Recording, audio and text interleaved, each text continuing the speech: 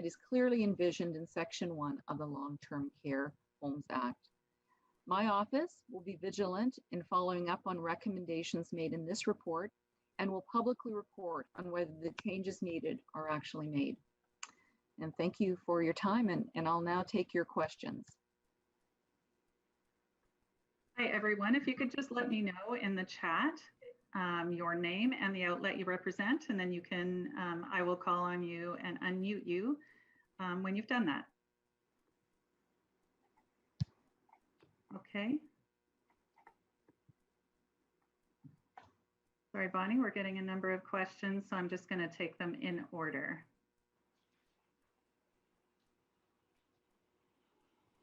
So the first will be Scott Lightfoot from CTV News.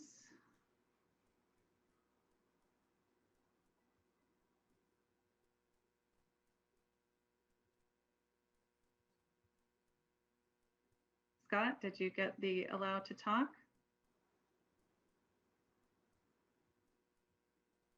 I think he's still on mute because he's got the mute sign there. Yeah, I've got asked to unmute.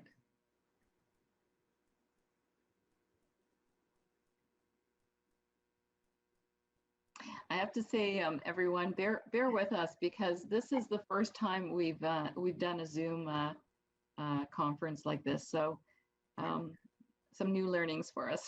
Yeah.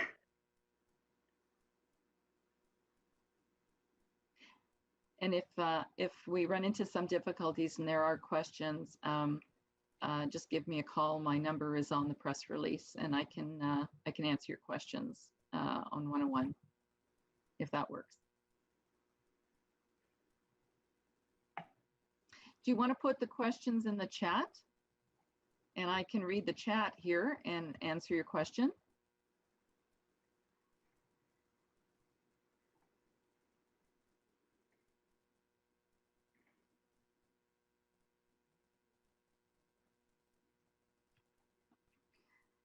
Okay, I can read this out. Your report clearly indicates that no one was prepared. Oh. Okay, your report clearly indicates that no one was prepared for a pandemic, but is it fair to say that the actions taken by the government, the ministry, the chief medical officer of health during the first wave actually made things worse in long-term care homes? These were actions that were supposed to help the situation, but from their overcrowding, from transfer patients, the lack of direction you note from the CMO, it really seems like these measures did the opposite of improving the situation. Would you say they made things worse? I would say that some decisions were taken that complicated the long-term care home's ability to deal with their residents during the pandemic. So, you know, in terms of the capacity of the long-term care homes, transferring patients in did provide for crowding issues and made it more difficult to isolate residents. In terms of other issues that were the directives that were put forward were unclear based on the work that we did and what we heard. And so that caused people perhaps to make different decisions in different long-term care homes. So I would say there could have been more clarity and guidance provided by the CMOH, and the fact that there was more focus on the hospitals and moving people out the hospitals into the long-term care homes is probably now a learning that the safety of residents in the long-term care homes needs to be considered, and that isolating component needs to be better considered. So I would say that their actions inadvertently complicated things. The other one was putting out the requirement that access of family members to the homes was pretty much eliminated.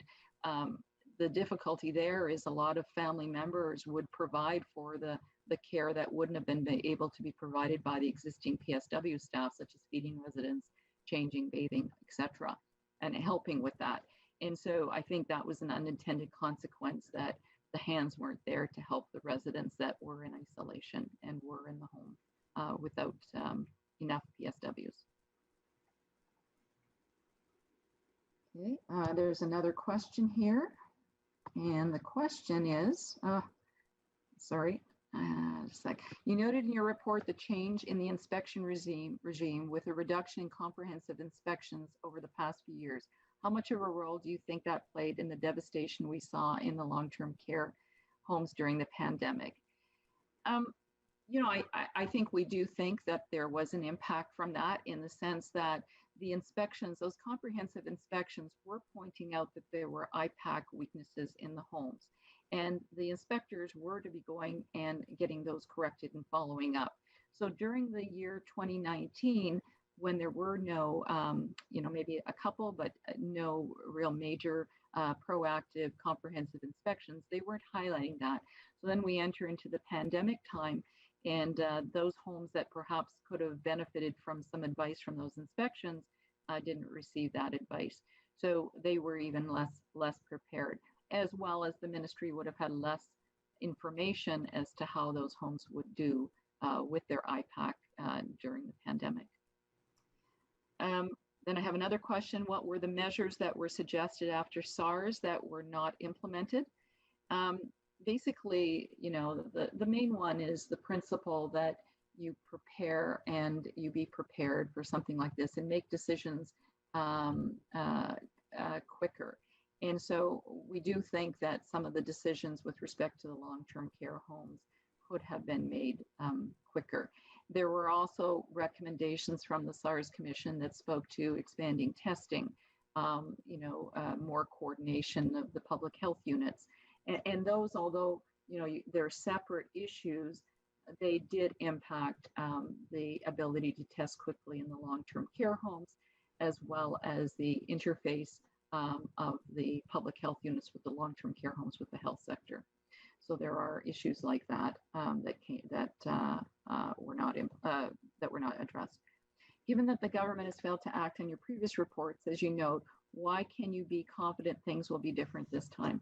Well, I guess I can be hopeful, and I feel confident in one respect. I did meet with the minister on this report, and we did have a very a long discussion on the report. And I do think there is intent on her part to make things right. I do think there are initiatives that have been undertaken that are moving us in the right direction with respect to seniors in long-term care. Obviously, I think there's more that can be done, and we have more recommendations on different areas. So, but I think the other difference is it's not just our office. I think there's a lot of attention from a lot of parties on this subject, which is what makes this even better. I think more attention and more, let's not forget the impact that the long-term care homes experienced in areas where, we would have thought they should have been better protected. And IPAC is infection prevention and control is important with or without a pandemic, because, respiratory illnesses can contribute to the earlier death of people in long-term care homes. So I'm confident in the sense that there are more eyes on this, more people interested in ensuring the seniors are protected in the future. And I think a minister that has a passion for this area and is trying. I mean, I think, there's a lot of systemic issues that need to be overcome, and there's a lot of players in this field that the discussions are happening with. So I think I want to say I'm cautiously optimistic that this will take a different route. And they are acting, to be honest, in a lot of our other reports, there are actions being taken to implement our recommendations. So, I do feel that they are getting good attention. There's hit and misses, but generally getting good attention. Follow up to that, would you say it's likely the number of residents who died in long-term care during the pandemic would have been lower had those actions you highlighted not been taken? Follow up, would you say it's likely the number of residents not been taken? I guess I don't have a crystal ball to look backward on. It sounds funny to look in the future, but to look actually backward and to say in a different scenario. But I do think that there is the crowding issue is one that experts have commented that had that not been the case, there might have been less of a mortality rate in the long-term care sector. So in that respect, that might have been one. We've heard when we followed on the commission's hearings, I mean, people did testify that, residents did did pass from other issues other than COVID, malnutrition. And, part of that does make you wonder if more hands there would have made a difference in the feeding of the residents. Okay, Mike Crawley, I'm not finding much significant in your report that hasn't already been reported before. What are you actually adding to our knowledge here? What's actually new? I would say that I think I acknowledge the fact that this report is pulling together a lot of information that is out in the public forum. I think the difference in what we're adding to this report is a number of specific recommendations that go a little bit deeper from the general discussion around the issues. And they're provided, and our report will be tabled in the legislature. The Standing Committee on Public Accounts can select this report, and they can have a hearing, and they can ask questions and make sure that recommendations are getting implemented. So I think that is another positive aspect of our process. We have a duty to report to all members of the Assembly and provide information that puts them on the same page.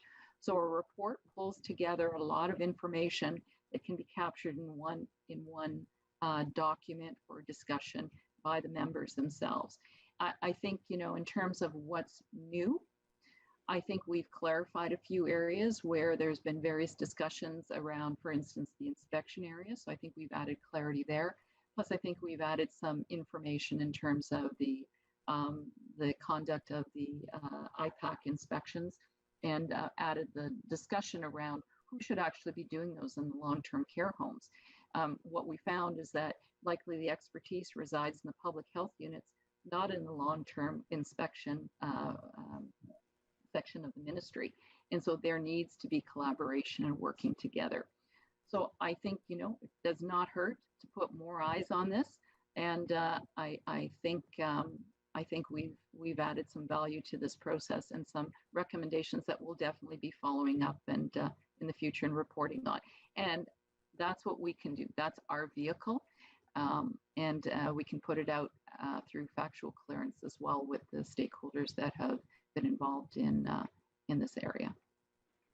Question, do you think the government mainly focused on hospitals and left long-term cares to fend for themselves at the beginning? I would say that at the beginning there was concern that the hospitals would be hit the hardest, and there was the intent to move people out of the hospitals. The health command table as it started did not have long-term care representation on it. And then after, long-term care representation was part of the discussion. Who is to blame for this failure? I think what we have here is we have a history of issues not being addressed in a timely way. And I think this COVID has just demonstrated the importance of making improvements when we know that improvements are needed in a sector like the long-term care sector. So I think, if we look back, I think there's probably issues around why SARS the recommendations weren't all implemented, why many recommendations around long-term care weren't implemented. Long-term care hasn't been, has sort of taken a back seat in the healthcare sector. And so I think there's a lot of, I think it's best now to look into the future and focus on what needs to be done to make this sector something we could be proud of as a province. I don't have any other questions that I can see. Are there any others? Do you think compliance can be improved without fines? This is a question I see here. I think, I think right now there's been what's called a supportive approach between the ministries and the Ministry of Long-Term Care and the long-term care homes in terms of trying to encourage compliance. I think at some point, more serious steps need to be taken. And I think consideration of fines is important. It's also important to recognize that there is a dependency of the province on long-term care homes to provide facilities.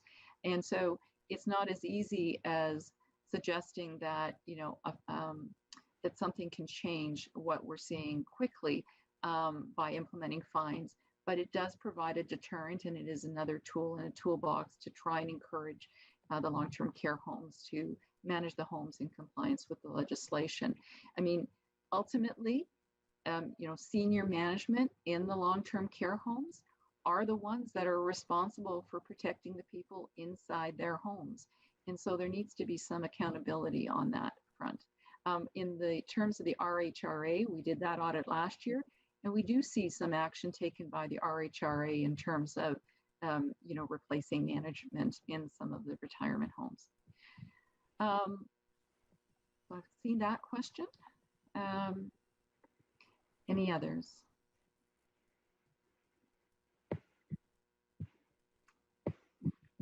Okay, so Bonnie, I guess if we have no other questions, then I think that'll do it. Oh, and I see a follow-up. Just a follow-up, do you think there's accountability currently? I would say I think accountability needs to be increased. And I think it needs to be increased and demonstrated. And it's demonstrated by ensuring that the seniors in the homes will be cared for appropriately going forward. And so I would say we look at this going forward and ensure that there is an understanding that there will be consequences if there are problems that could have been managed better in the long-term care home sector. All right. So thank you, everybody, and I apologize for our glitches. We'll get to perfect this and hopefully see you online again. All right. So have a good afternoon. Thank you.